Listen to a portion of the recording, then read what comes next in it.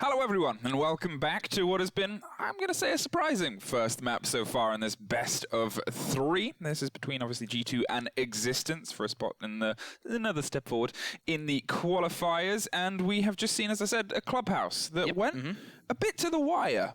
Oh, it was very back and forth, and then all of a sudden G2, they just amped up everything that they needed to do, and it put them forward, of course, into the position which they are in now, which is 1-0 against Existence. So we move on, of course, to Cafe being our next map we have to look at, and we have to favour G2 whenever they're the ones who picked it.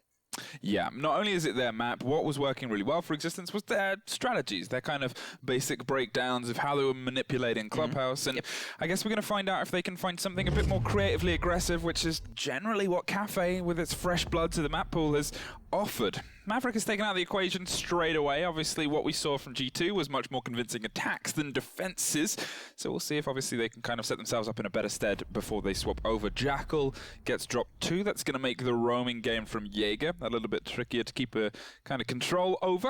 And now it's down to what defender they wish to take out as well. Mira Echo is kind of expected. Mira Maestro, really. Either Echo or Maestro, I think, is going to be the last ban here for Existence. But overall, not too surprising bans. You could argue about the Mavericks. That's a bit of a weird one. Maverick isn't really seen a whole lot on a map like Cafe.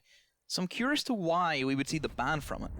Yeah, I was trying to think of where they're placing him or where they kind of worry about the Maverick on this. I guess maybe they... I don't know, really. It could be a comfort thing, but there's not too many holds that you're generally doing in Cafe where the Maverick hole and the Maverick kind of attention is what's going to bring you down. Especially, obviously, when you've still got Hibana and you've still got Thermite on the board as well, and we know that generally everyone in these lineups can handle those operators pretty well. Bar and Cocktail, we're going to head up to first, seeing a couple of ACOGs on the side of Existence. So I guess they're going to try and look for those long firefights that have kind of become a bit of a staple of this top floor. A lot to play with whenever you look at the kind of angles that you can maneuver with. Sometimes we've even seen teams open up not only just the freezer walls, but even the ones further than that that lead in towards a cigar. So there is like mad angles that teams have kind of went for, and I kind of know that G2, they are a team that have kind of done some of those strategies whenever Mirror's available, but since it's not, I don't really think we'll see that on their half. Perhaps we may see some more creative stuff from Existence, but that's only time will tell, Fluke. Only time will tell. Wispy sent themselves up, obviously, as we said before. Existence had a very good showing on the previous map. Everyone kind of looks at this matchup, sees G2 in the kind of game against Existence, which outside of the Spanish League and people that pay attention to CL qualifiers and other such things wouldn't really know too much.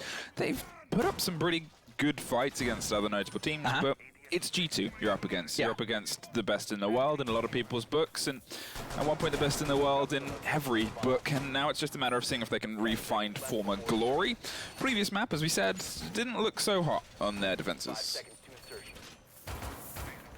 Setup from Existence, again, very similar to what we've seen from their kind of cash defenses, if you look back at Clubhouse. Bringing the Maestro for a bit of intel, and even the Valkyrie also added in, and still no IQ from G2 being brought in, so those Valkyrie cameras could be a bit of a nuisance. And of course you have the smoke, which is common, Kaid as well. Intriguing one whenever Thatcher's still on the board. Curious to see kind of what they have in store with that, because I don't really think Kaid's going to have that much of an impact. I mean, yeah, that's the thing about the operator selection so far, is I'm kind of just, in my head, I'm picturing where they're going to throw this stuff. And it's nice to see when pros bring out these strategies and these ideas that I would never think of, the common person would never kind of think of. Are they going to go for a quick hot breach where they drop Skylight and hatches and have, I think it's going to be Ying swinging in towards that new balcony? Is this what they may be on for? Because they kind of set up, it looks as if it's going to be the case, and they've got rid of ADSs, and this pretty much gives Uno the clear away. They've even hit their window. They've used the Sophia chart to open up the window for him. Here comes the Candelas and the swing in from the Ying, but it's just been shut down straight away. Karibo and the Jaeger jumps onto it, and well, a nice attempt from G2, but Existence read that perfectly, and now Pengo 1v5. You may be good, but I don't think you're that good, as Smoke just, he didn't even know where he was. Yeah, I mean, it was one of those trademark pushes that we've seen them run a couple of times, and unfortunately it just, it didn't quite make its way this time. Maybe the Candelas didn't quite catch the bodies they needed to, but great response there from Existence to put themselves, well, for the second time today, in the lead after the first round. With, I guess, is this a trend that's going to continue? I guess we'll see if G2 can probably won't try that level of aggression, at least immediately, again. Could have been a great push if it worked, and looked promising enough, bringing the Ying for a specific reason to have that push in. I love the little fact of opening up the window for the Ying, and it was looking really good, but then straight away, Karibo, he was onto it. Yeah, that was the thing about it. Was able to kind of shut it down as soon as it kind of worked out what the strategy was. And again, G2 have done these kind of moves before. It's in a weird way, it's not predictable, but you kind of expect to see it at least once a game. And went better than the first round. So as soon as they kind of put the pieces of the puzzle together, great response there, as I said, from Existence to shut it down. We're going to head downstairs to the kitchen, the complete opposite side of this point. And I guess we'll see if G2 are a little bit more metered with their approach this time.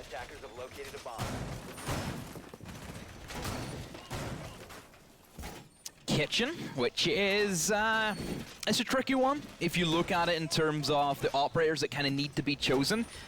I feel Maestro is always a bit of a must pick, and there is different areas that you can play your Maestro. Sometimes we see an extension in towards Bakery, which is kind of my preferred standpoint, is where you would have the wall being opened up, creates a rotation hole, then you'd have like a Maestro playing in behind the display unit, and of course have a shield there as well. You have a Maestro camera on the wall beside you, and it's really difficult to try and break down, if there is no Capital, but whenever there is Capital on the board, Existence, then they're going to go for probably, kind of phase 2, which is play your Maestro inside. You can have your Maestro cameras kind of scattered around. Even sometimes we still see Maestro cameras being placed outside in Bakery just to get a bit of information and perhaps get some damage on somebody. And also, vertical games. So Existence are looking to try and battle back against G2 if they try and opt for it, which looks to be that G2 probably are going to go for that standpoint whenever they're all going up towards the rooftop. They have, of course, the buck there, and that's going to probably try and rotate downstairs and open up as much as he can of the floor. And that's the big thing about Kitchen, is the destructibility above it. It's stupid. There's so many things that the attacking team can open up, and it comes down to see how well your roamers can try and stop that. Well, being slow and steady so far, and G2 are just making sure that their ground is clear before they throw themselves into it. Uno and Kanto, the physical bodies inside this top third floor, trying to get a bit of control as they start to close down. Maestro, you can see his gun is just angled up pretty consistently and pretty primarily. A little bit of a late round evil eye there to keep more of a kind of concern. Maybe forgot it in lieu of the vertical player, and is back to his watch for the bat signal. Wispy, in the meantime, is being droned out and holding on to the other side. They do have half of that wall slightly open. Not enough to do a quick rush, but enough to keep an angle and just slow the roll on their approach and see if they can keep a bit of control. Barrage, as we said, who had an amazing game in the previous one, is also looking for this vertical. They know how they want to shut this down, and they know they want to do it before G2 start to find their feet close to the point. Kuriboh, in the meantime, buried in the small bakery and keeping himself nice and warm against the many delicious pastries as he looks for someone to kill on that red corridor. See if Kuriboh can try and do something. And he's in a great position. Whenever nobody's pushing bakery and he has that control of red stairs, then it could be tricky for G2 to try and push him out. But say that, here comes some men looking to hunt in towards the bakery, looking to get their pastries for today. But only thing they'll find is Lonely Bandit by himself. And still a C4 in hand, which he could toss out and try and help, and just trying to peek around. But a minute to go. G2, they need to try and get things moving here, and say that, there goes Pengu with the first kill from above, and Kuriboh now being pressured in. He feels as if he can't go any further, but it's a great angle being held by Pengu to try and stop him from rotating back in, and still G2 trying to push in, but still upstairs control has not been confirmed by G2 as Juke has managed to take it back, but finally Kuriboh is off the board. Now the Thermite can try and push on in, but with 30 seconds need to be quick. There's Wispy upstairs and he whiffed all his shots. That should have been a sure kill, and that's sloppy from Legion. Yeah, and it's just showing that G2 are finally able to get themselves a bit more of a semblance of control. Just Juke and Barrage, who we've often seen being the last two left in a fight against a pretty overwhelming force right now. Still a whole mess of utility in the hands of G2 as they finally crack another wall open from that bakery side. They roam in, but Barrage isn't quite having Fabian yet. Goga is getting a bit of bloody revenge now, and it is just the one Jaeger left. Often on the roam, concerned about the top floor, but doesn't have to be, because Goga is furious in this kitchen. Like Gordon Ramsay himself. You big fan of Gordon Ramsay? Goga Ramsay. I want those memes. Edit them now. You just don't demand Twitch chat like that. No, I'm demanding you. You have to me do it? No. I thought you loved making memes. No, because it's not the high tier that I'm looking for. Oh, okay. I'm sorry that was a low tier meme. It was a low tier. Keep trying. You'll get there eventually. One day. Kitchen service we're going to return to for the second time now. X6 going to try potentially a slightly different hold here instead. Maybe, I don't know, obviously we saw the Legion get into a situation where, as you said, he really should have got that frag. Mm-hmm. That could have turned the tides. Because not only does that give Wispy the option to still play upstairs and use the vertical holes that, well, Pengu had already made previously, but it also then limits G2 and their control over red stairs. That means they don't know if Wispy will then rotate down the red stairs and try and eliminate them from that standpoint, and it means that they have to push somebody else over towards that point. So it wasn't a big, important kill to kind of turn the round away for Existence, but G2 won that 1v1 from there. Was simple enough to have all the ankles covered. Of course, then Goga could rotate down red stairs and put more pressure in towards the back end of the kitchen, in towards B. And we're going to go kitchen again for Existence. So there was a little bit of room game, which was shut down from G2 quite quickly as soon as they got that one kill onto Pengu. I think we still need to see some more of that from Existence. They need to try and keep the pressure on G2, because if they can eliminate certain factors, and if they eliminated Pengu, which they did last time, it helped them a lot going into the round. They don't have to worry about somebody playing above. It kind of gives your anchors a little bit more movement. Even, yes, the holes are going to be open above, but then you expect that Pengu's dead, nobody's going to be there. Everybody else is going to be rotating and trying to push towards the site. Yeah, I think that's the thing about it is we've already kind of commented on the call and response methodology behind these two teams and how it's been quite integral in the rounds that were taken in the first time round. And again, you can see Kuriboh is playing at least more aggressive than he was before. Wispy, in the meantime, has dropped on the opposite end, is playing back downstairs and not going to be caught out on that rotate just yet. Wesker, similar kind of location, and was the first drop in the previous round, and you never really want your Maestro in point to be the first deaths. Wispy again is looking for a little bit more this time round from this side. Pops a pre-fire against the hole where no one exists yet, but it's only a matter of time as we see the man droning on the other side of the door. Duke has rotated back around, and again, so has Kuriboh. They've all generally dropped down to the point, and now, yet again, watching the skies and seeing if they can catch any birds. Catch a penguin? Penguin? That's a bird. Can they fly? Can they? They kinda. If They can kinda fly. If they're thrown really hard. Well, yeah, suppose if you just launch it into the air, but, you know, penguins are penguins. Maybe we shouldn't mention siege players and throws. You know, and that's how Guinness is made, of course. That is true. Kanto is breaking open that main door from Garage now as they try and creep closer, but Kuribo is actually the one, and he does find the bird through the in the sky. Pengu suffers the instant fate, and a big loss there yet again as the buck is taken out of the equation. So far hasn't quite been able to win that vertical battle. You can see G2 are realigning their stars and trying to find another way through this bakery, as it was their systematic close down last time. They're confident now with the shutdown that they've done across the top floors, and are just going to try and take this as a horizontal battle. Fabian now opens up the wall, and interesting, Fabian and Goga have switched up roles compared to how they were playing in Pro League, because it was always Goga was the Thermite and Fabian was the Thatcher.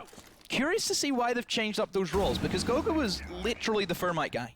Only Thermite. They invent, like, it's so defining on the role where it is the Thermite, like, Goga stat is how many times you can get the diffuser down.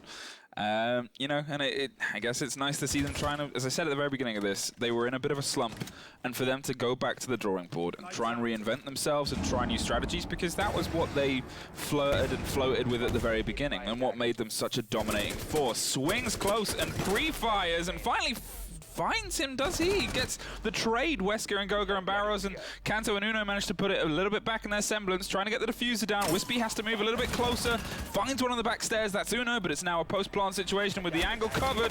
Whoa! Gets Kanto with an amazing swing. And now it is the IGL versus Wispy. The IGL of IGL swings wide and open and cuts that Legion in half. Brilliant play there from G2 to put it together in the dying throes of the round, but so close from the Legion to find his joy back from the previous round. Yeah, Fabian is, of course, the clutch god of Cafe.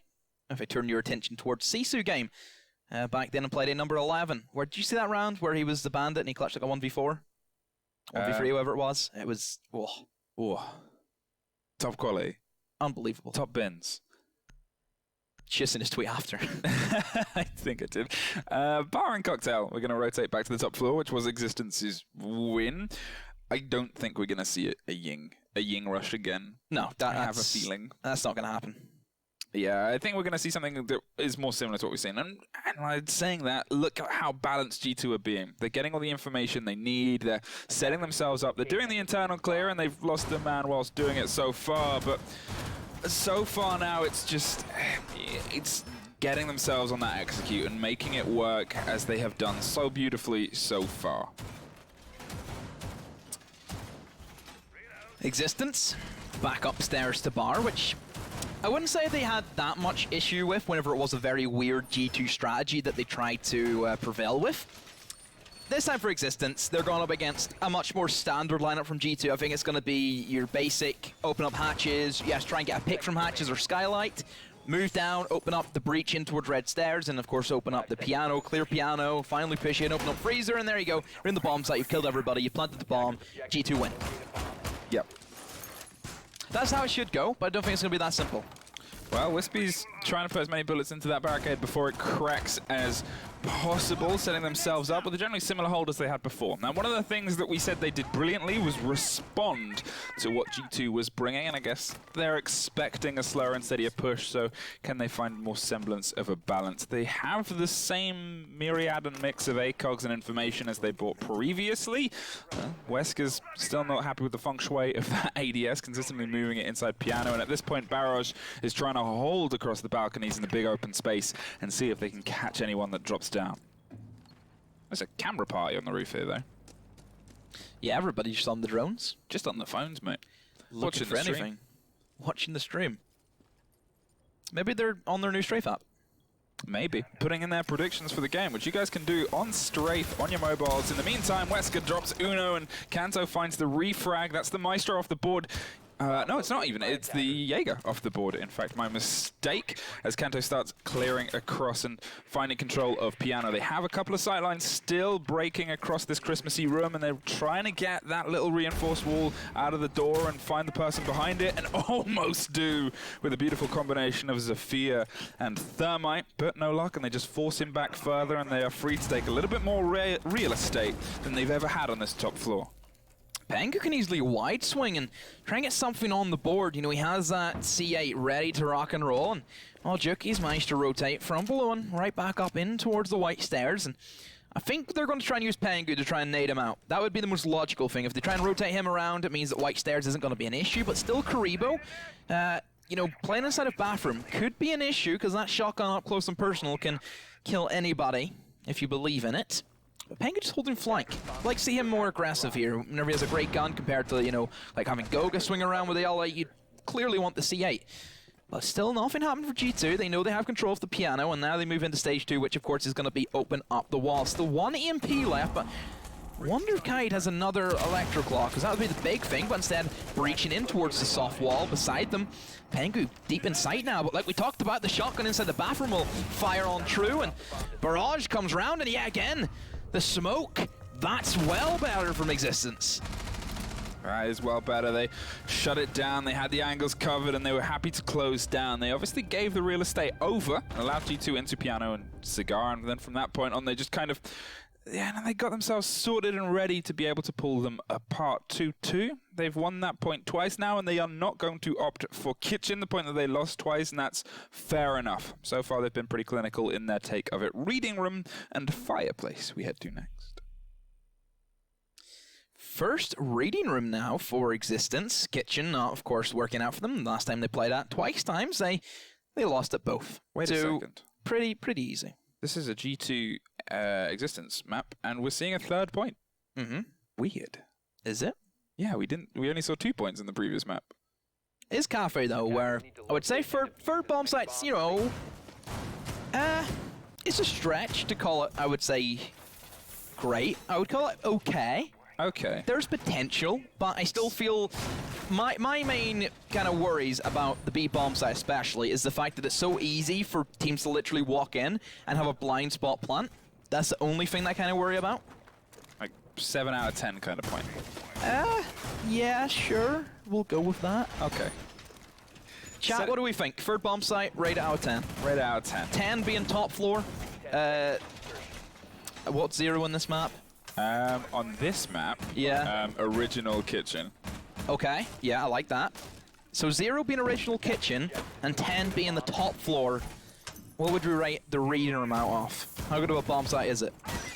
Well, they're setting up their angles and trying to hold the top floor with a bit more fruition than they've otherwise done when it's not been this point. Wispy, who's had a pretty good time certain rounds and a pretty rubbish time others, is going to be ready to try and use those lesions to get some early information and find a way to close down against G2. Otherwise, a lot of activity on the floor itself. Duke, again, who's been pretty hefty on the roam game, is ready to try and support, and we can only assume the players underneath are using some vertical tricks and shenanigans that have otherwise been a pretty good wheelhouse. There they are. Barrage opening up with the Maestro and letting himself have some angles against it.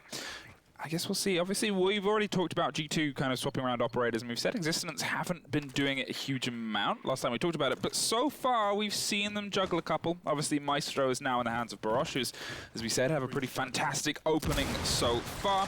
Quick rush and quick clear here against this Piano side as they try and dig their way across the room, get the same control they had before, and maybe make something of it this time around, with Pengu ready to anvil against the hammer that is slowly careening towards him. See if they can pinch and pincher out the two bodies upstairs.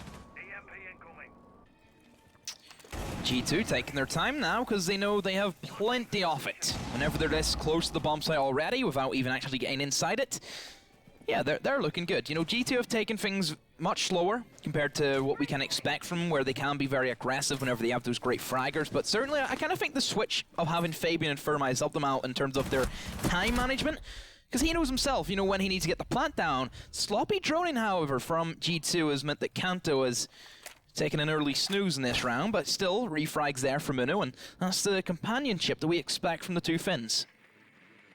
Well, the drone comes across. They've obviously traded at this point, but they've still got a little bit of work left to do G2 before they can get themselves fully comfortable. And with the minute now passing, its time is getting thinner and thinner. You can see that they've still got a bit of a hold upstairs, and it's whether they've actually spotted the man dug in towards that kind of vault side, or they're just going to kind of leave him there. He's rotating around the back corridor at this point, pushing against Uno. There are the spots. Duke is now instantly being shut down upon from both sides by the G2 players. They realize they've got to get the man, and Pengu does it with style.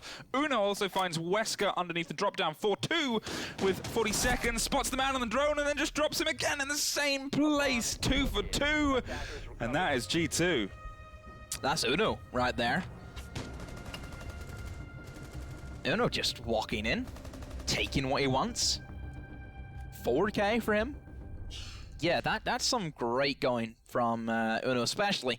So now that leaves G2. 3-2 so far, could be a 4-2. And if they take the 4-2 then, Fluke, they have to then win this map. Because Cafe defense, we know, is extremely strong.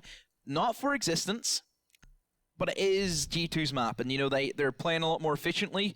You know, I said this, we still have yet to see Existence in their attack, because we can kind of take points from Clubhouse. We kind of expect Clubhouse to be a very defender-sided map, but in reality, the attacks had everything going for them. Yeah, I mean, that's the thing about it, is obviously what we saw today from G2, at least in terms of Clubhouse, was their attacks were their stronger side.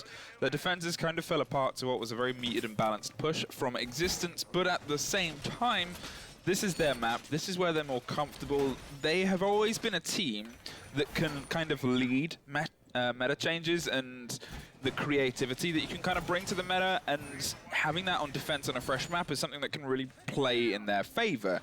From that point onwards, obviously, we've also got to give credit to Existence. As I said, they were very, very good on their attacks, and they were pretty, you know, well put together and could read into what G2 were doing at points and able to find holes in it. So they might be able to bring a bit of a fight on the other side. So if this is 3-3, who knows how the rest of this can go. But for one final time, let's see how it goes on this side. Pengu wasting no time and running over roofs and trying to get his boots dirty as he finds his way towards a point.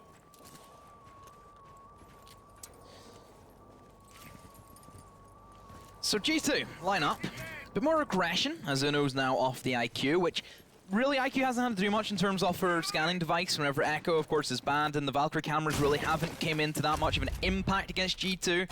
Instead, he's going to be on the Ash. He's looking for kills, he's looking hungry, and of course the R4C can reign true whoever commands it at the helm.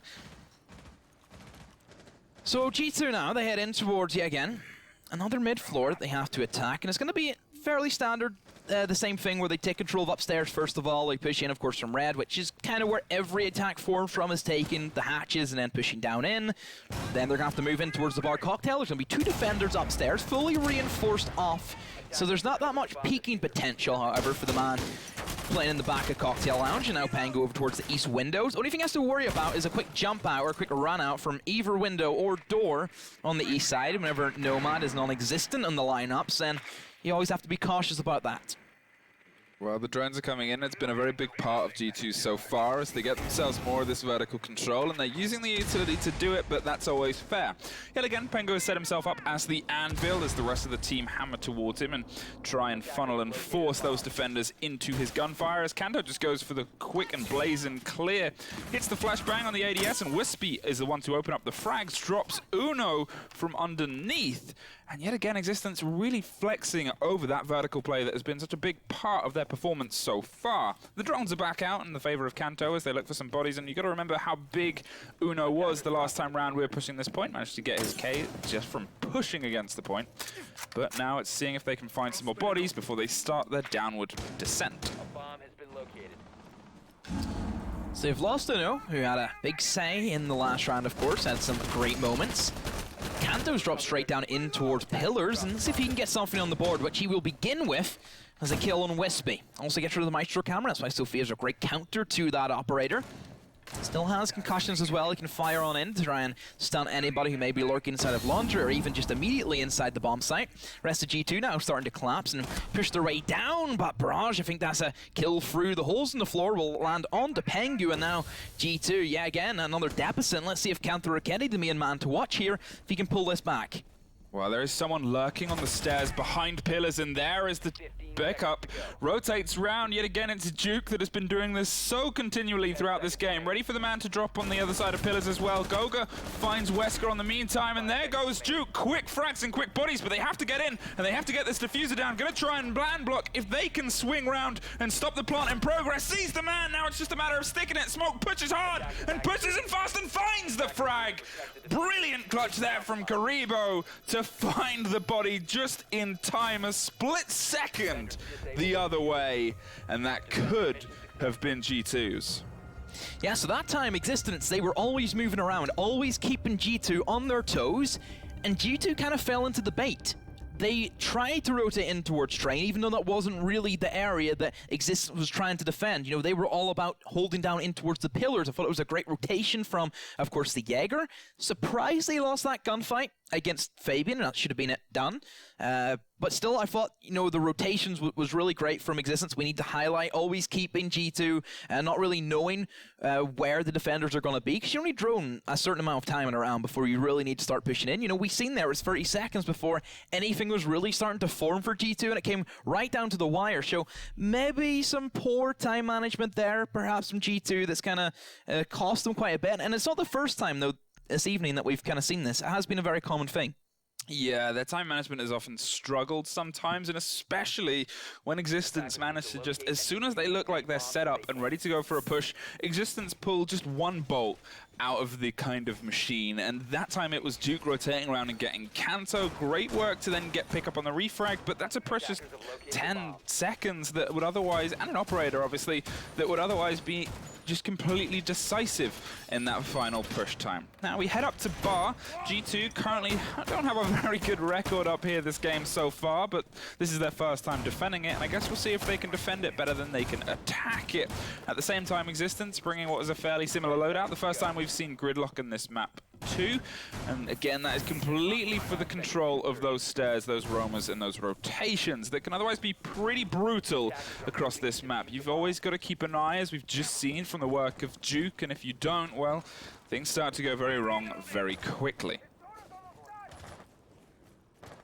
A lot of pressure now on the shoulders of Existence. I think that G2 can kind of relax a little bit more. They know they have the defense, which gives you a lot of breathing room in Cafe.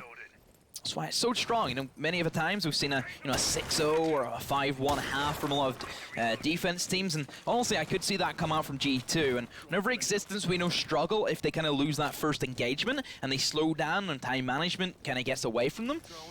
Not bringing Nomad, instead the replacement for the kind of flank watch will be in the form of a gridlock, which I see a lot more common in Cafe compared to Nomad, which we know Nomad can still be a really strong operator of sanctioning off the staircases. There's a multitude of those on Cafe, but I like the fact that Gridlock has been prioritized more, simply because she has the smoke grenades, which we know is great for giving that cover off and trying to go in for the defuse. And another great point about Gridlock is whenever you're going in for a defuse, you can throw your track stingers to max the sound of the diffuser being planted. Yeah, it's a great use of the utility, which is kind of multifaceted. In a game that is about sound and can rely on that so delicately, especially when you know you're against a team that can respond very well to that aspect of the game, it just kind of brings a bit more subtlety to what you're doing. And if you can kind of catch G2 by a little bit of surprise, you might be able to find the mile in and amongst it. Wispy worried and dancing on those stairs, maybe accidentally stepped on a Lego as they struggle to try and hold on to the angles below. Goga's ready to try and Kaid trick this wall and keep control, but the drones are coming out and there's eyes all over. Uno is underneath with a shotgun too, and I'm waiting to see something pretty aggressive here because still has a signal disrupt in pocket, but most importantly still has that C4, which is ready, ripped and torn. No, not quite yet. And it's just going to wait inside this train room completely unchecked. See if the information will be relayed to him, of course, below with a C4, and nobody from Existence has bothered to check that, but surely they have to know now as that gets thrown straight up through, and well, there's the collapses. Uno now has to run away, and takes a bit of damage for his troubles, but still it wastes time now for Existence, and they need as much as they can with only 40 seconds left, and still no kill on either side. It's gonna get time. It's gonna get fast and furious and heavy and sweaty and everything in between. Well, here come those track stingers. Just misses the swing, but there is the smoke canister we talked about, and Maestro gets dropped. In the meantime, they have all fallen in amongst this hatch and found their way to a lot of bodies. There's another shutdown in existence with a flawless attacking round and 100% record on this bar point. Wow, existence. They just went, guys, we have 30 seconds left. Let's go. Vamos, I believe, is what we would say let's go in Spanish. Vamos, vamos, and they vamos with the best of them. Yep. And they kind of demonstrated how you do those last-minute shutdowns. And they've, you know, whether it's just G2 struggling with that top point and how to hold it and how to move amongst it with their play style, or it's just that's what Existence have been running in the practice room. Either way, they've put themselves a point up now, and we're going to opt to go back to bar. Another trip. And G2 at this point seem determined to at least pull something from this cocktail lounge.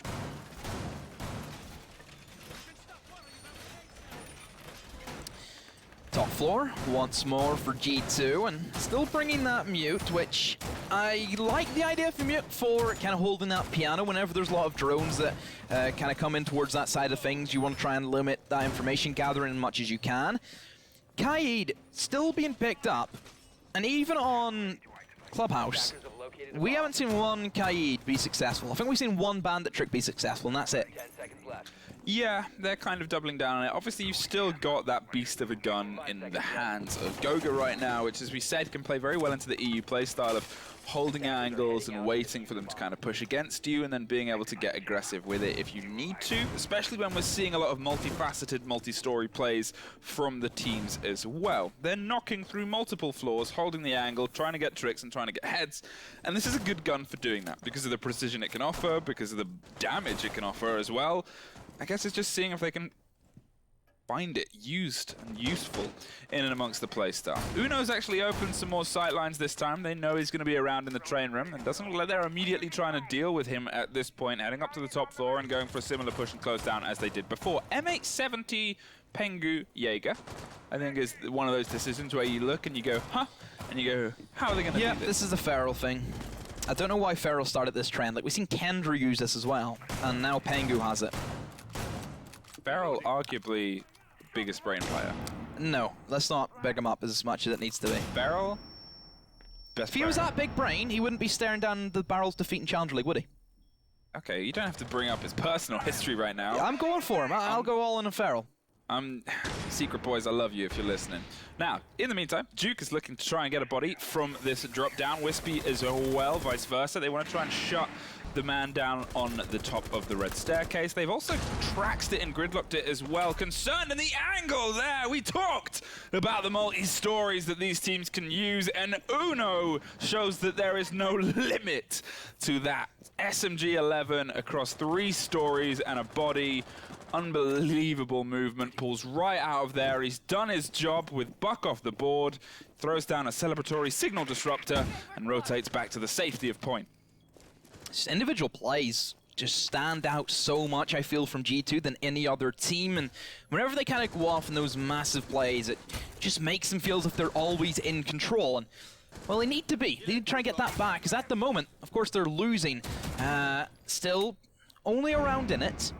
And if they can try and pull a couple of defenses around them, we can expect G2 to kind of steamroll, because this is kind of the same position they were at in the last time whenever, of course, they played Existence Clubhouse in the last map not too long ago.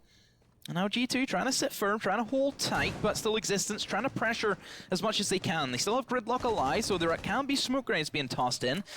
And of course, still concussions from the Sophia that needs to be utilized, but I feel as if the kind of setup that they have, it's a kind of a makeshift thing, and it should be stopped pretty easily by G2, and especially whenever Uno was lurking right underneath the skylight, ready to go, and been able to kill anybody who drops in. There's the shotgun fires on through, and that shows why you don't use that gun, as it's been eliminated. Gogo at C4, and like we said, yeah, just lining up now for Uno. Does get eliminated still, but pretty much a 1v2. Duke trying to go in hard, but not enough time, and not enough anything. Is G2, they lock that out.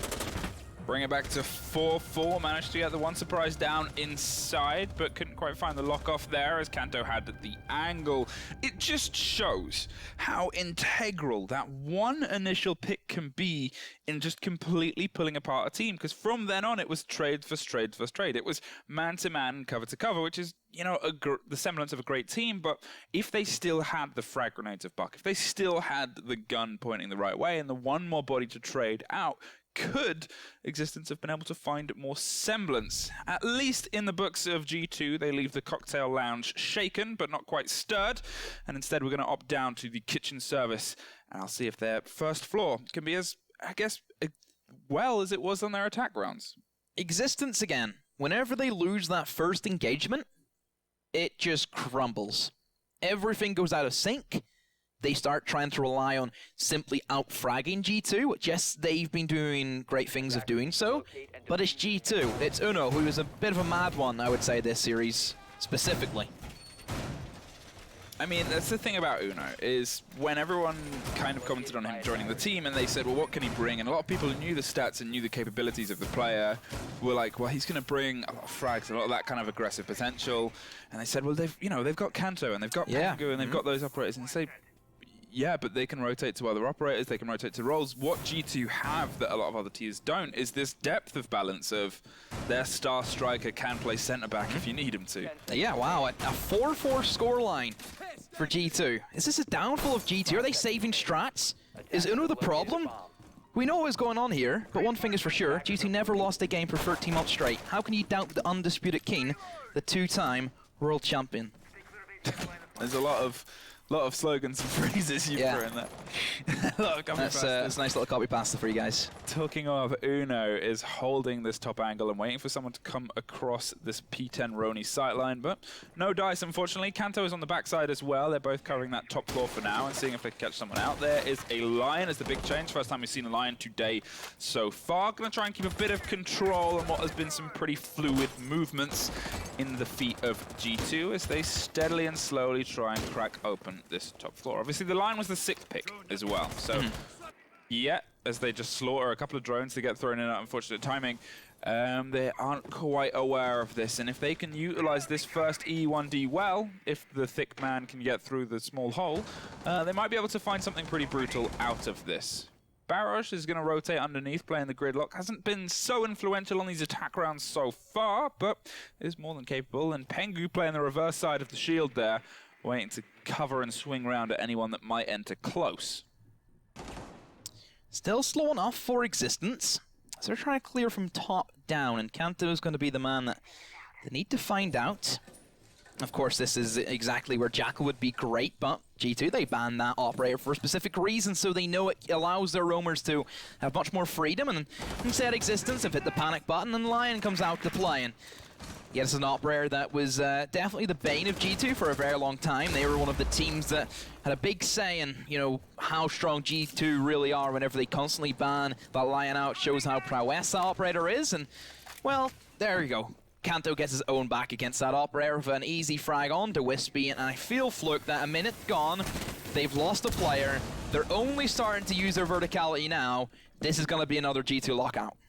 Well, that's the thing. As we've already said about Existence, when they lose that first body, everything seems to start to fall apart from that point onwards. The kind of balance of when they've got the opening frags, usually they've been able to clutch out the round. G2, there's only once or twice where it's gone the other way round, and even then it came down to the wire. But Barrosh is going to hold the angle as the tracks keep spinning and churning and creating more and more out there, as Fabian is just waiting on the angle with the ACOG ready to swing round and try and find the body at the moment's notice.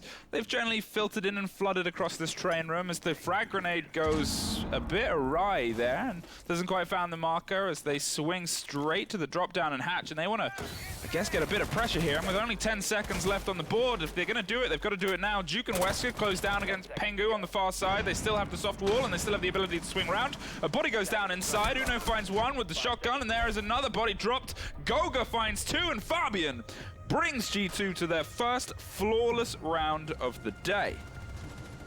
G2, they get that opening frag and everything just falls into place for them. Existence, they can never pull it back. I don't know what it is about this team, but as soon as they go that man down, it's really disappointing to watch. A team which we kind of, you know, pitch to have great attacks, especially if you look at their clubhouse, but as soon as they just one thing goes out of sync, it just falls apart. Sad to see, really is. Well, that's the thing. They've had a really, really good showing so far today, and I think if they can find a little bit of a foot inside the building, they might then be able to find more bodies behind that at this point. But again, it's the ability of G2 to kind of throw someone to the opposite side of the map and for them to turn the favor to them at the very beginning. Obviously, we saw it on the previous round, before the one we just watched, of Uno from deep in train, getting a body right on the roof, and then that time it was Kanto on the far side, dropping the lion, and you know, that kind of ability to not only then do that maneuver, but then have the freedom and the sense and the cover to be able to then get back to the point and back to the rest of the team, where we saw the pretty explosive end of that top floor bar round with bodies traded on either side. And you know, from that point onwards, I guess it's just seeing if they can find that first lone man Existence, if they can shut that down with a bit more vim and vinegar, it could at least swing around their favor. 10 seconds left. A lot of information being brought by G2 this time with the addition of the Pulse. 5 seconds So Pulse can be kind of used as like a substitution to Valkyrie. It helps a lot with the kind of denial you get with the C4, of course, and that constant information that you can get. But Pulse is going to be a little bit more trickier to gain information compared to a camera where you can just throw it and leave it there and hop it on. It's a constant thing that you have to have with your Pulse. And not only that, is whenever you have your cardiac scanner out, you are very prone to just being pushed on. You know, you don't have enough time to go for that quick switch. Unless if quick swap is back into the game, which, you ever play with a quick swap with Pulse? No, I can't say I have. Oh my, you literally used to like insta-switch onto your gun. Yeah, I do actually remember that. I kind of blocked it out there. I remember playing actually the beta at a convention, and Pulse's scanner was blue and gave a full outline of the operator. It wasn't just a heartbeat, and that was an absolute nightmare, and I'm so glad that never made it through all the way. Putting pressure against this drop down, Lion is back on the board, but it's not as subtle this time, it's not the surprise, and hopefully can be able to, I guess, slow the tide of G2 that are very fluid around this map so far. They're trying to get this opening red wall open, find their way across the piano, gonna drone it, gonna flash it, and gonna drop in, but Pengu is there and just waits and baits Wispy, and that is one taken off, dug into the cigar cupboard, and now is just waiting for a second victim to fall into his cage. Kanto adds on also to the tally, another one for him. The Finns starting to wake up after a mediocre performance to this point. So now G2 starting to work their way into yet again another extension of their lead and Existence. Both of them, final remaining members, Karibo, Juk. Just also bashes the Sugan prone in. I don't think that matters, does it, Fluke? I mean, it's subtle and it's sneaky, sure, but they're not really close to you right now, and well, Uno doesn't care. Yeah. He's just going to hold the angle aggressively, peek it. They have all the information, and there is almost another body, but is able to just get out of there. But here comes the close down. 3 different staircases, 3 different sides, 3 different guns, and 1 single result. As G2 take another flawless, their second of today, and put themselves on match point for the second time today. Just seen it was a pack of wolves hunting their prey. Lonely Duke left for dead. So no Existence. Where do we go from here? Exact same scenario as what we seen last time. You know, we seen Existence pull back, they were leading 4-3, and then it's changed up, and now G2 6-4 in the lead. And I just feel as if it's going to go into their way once more. Well, I guess the one kind of saving grace they have to look at this is they're heading back to Bar. They've won 3 of the 4 visits here so far. If Existence are going to take a point, statistically, this is the one that G2 have struggled on most so today. But at the same time, you've got to kind of try and find a way to, as we said, stop what G2 are doing, because they've garnered and gotten more and more confidence. And it was a similar story in the first game, where at the beginning, at the turn of the half, it was a 3-3. Then they got 1 round into it, Existence, and then from then on it has been a complete G2 sweep, once as the defenders and once as the attackers. I guess it just shows a semblance of them maybe warming up to what Existence are doing, reading how they like to play and reading who they need to take care of, and then from that point on they just turn on the G2 button.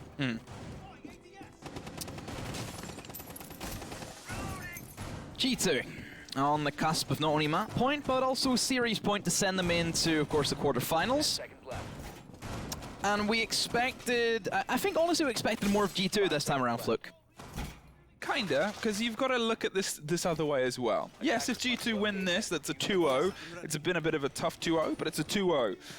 They've got BDS on their side of the bracket. That's a BDS that is in very, very good form right now. That's the match that we're kind of pitching to happen. We expect BDS to have a good run on their side of things, especially with the performance that they've been putting on inside of Challenge League, which has been nothing short of stunning.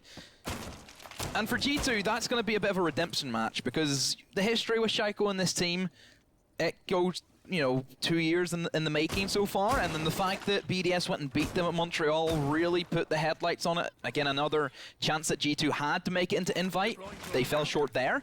Not even short, they fell a long way from there. Yeah, it wasn't the best kind of run, as you said. I mean, one of the fun facts, I say, but probably not fun for G2 fans out there, is that this is the first open qualifier they've had to play for a long, long period of time.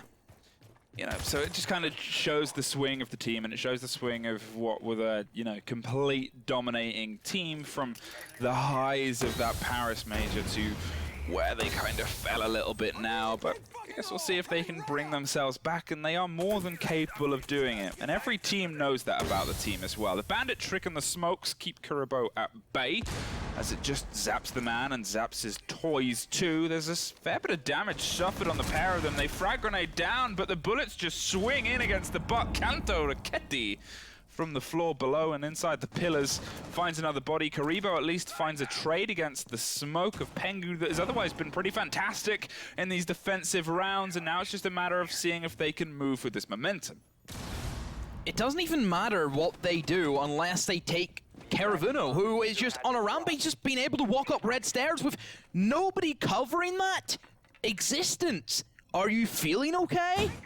And Uno has just put the final nail in the coffin in Existence while they're about to be sent to the grave. Loading new mag. While holding the angle and sitting with the pulse, there is the tracks, but it doesn't work, and it doesn't matter. They just run in and charge and get the frag. Kanto gets the trade, but Duke gets the trade on the trade as Barrage suffers the fate. It is now Duke versus Goga and Fabian.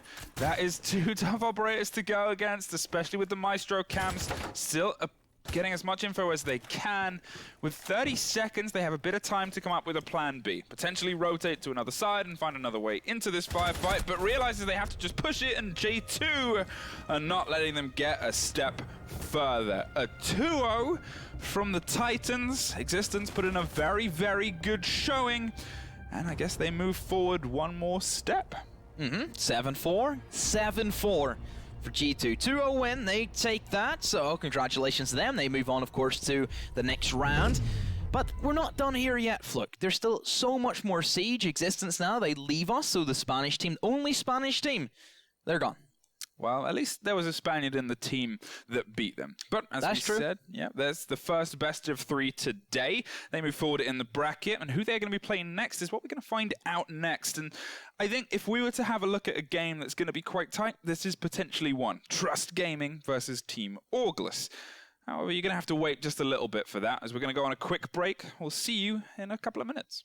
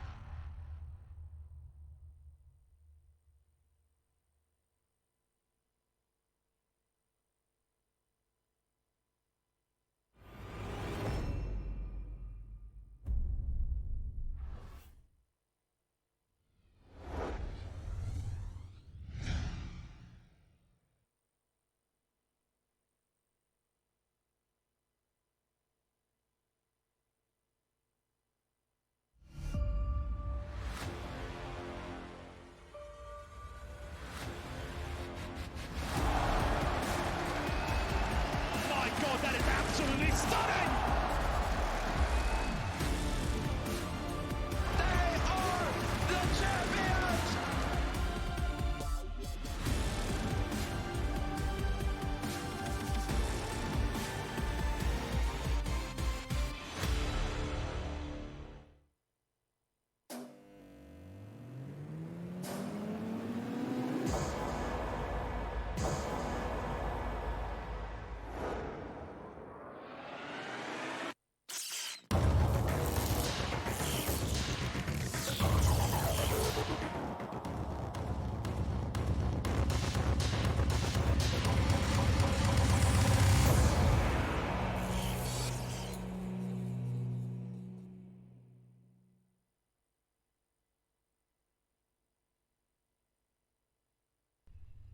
Probably certain that they'll win the rest of the game as well.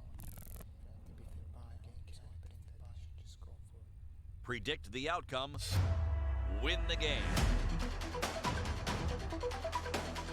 Get live coverage and schedules for your favorite tournaments. Analyze, predict, and vote to gain points. Compete with other esports fans and climb the leaderboards. Strafe. Everything esports. Download now on iOS and Android.